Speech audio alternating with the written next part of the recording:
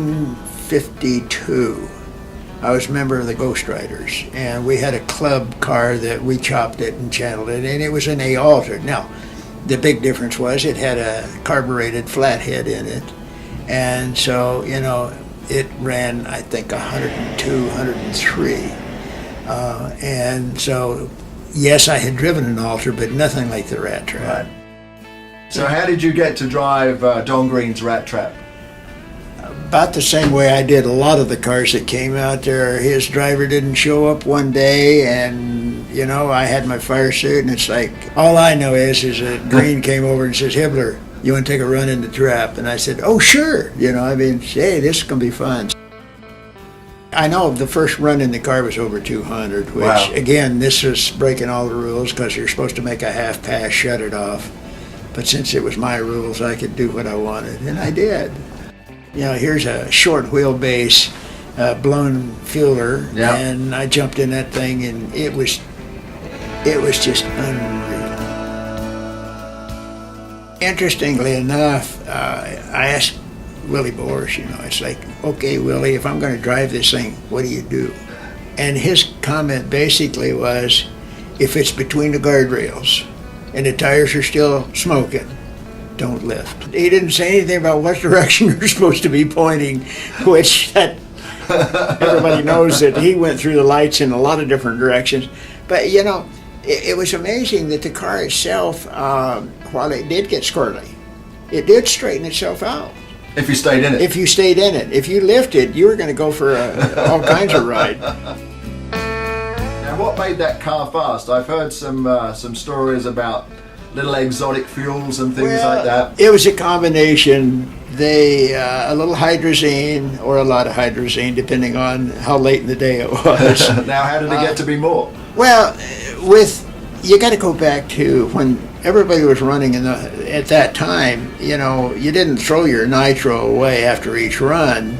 You mixed it up, and you remixed it. You just topped it off with the next batch, and you kept going and going.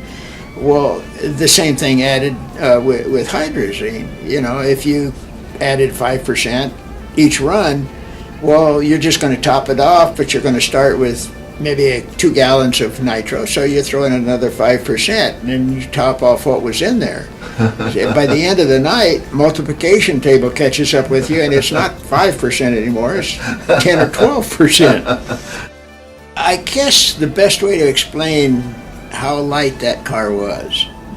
The first 2 or 3 runs in the car, I didn't understand what was happening, but we would get to the end of the track and push off, and Don would jack the car up and put a jack stand just at the front motor mounts under the frame on each side.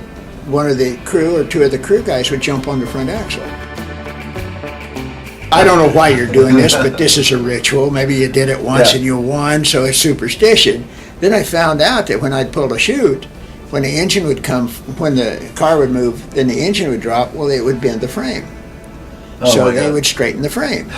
And then, just 3 or 4 passes, you had to take the thing home and make sure that the frame was welded back together. But that was how light that car was. Wow.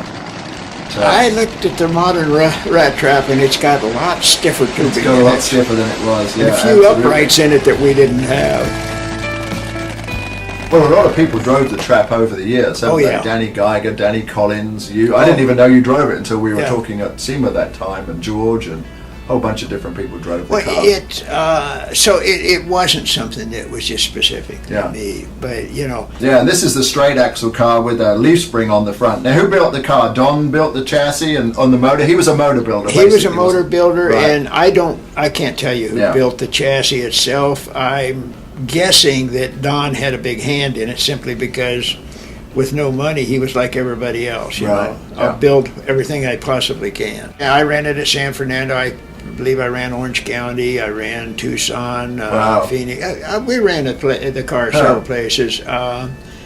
Probably the most memorable was running at Tucson because that was at night. Oh, wow. And Tucson wasn't the longest track in the world, and it was fascinating because, again, by the end of the night, the flames got greener every run because of the hydrazine. And by the end of the night, I mean, it glowed almost neon green. That just made it more fun to drive. I bet. The car, like I said, once it was aimed and you got it stabilized, the car would go straight. Oh, that's great. Your first eighth of a mile made up the difference of whether you were going to go straight or not. But I don't think I ever had to shut the car down early. Wow. It was just, I don't know, it was such a different ride than a top fuel car, right. a dragster, because it just, I don't know, it had its own mind.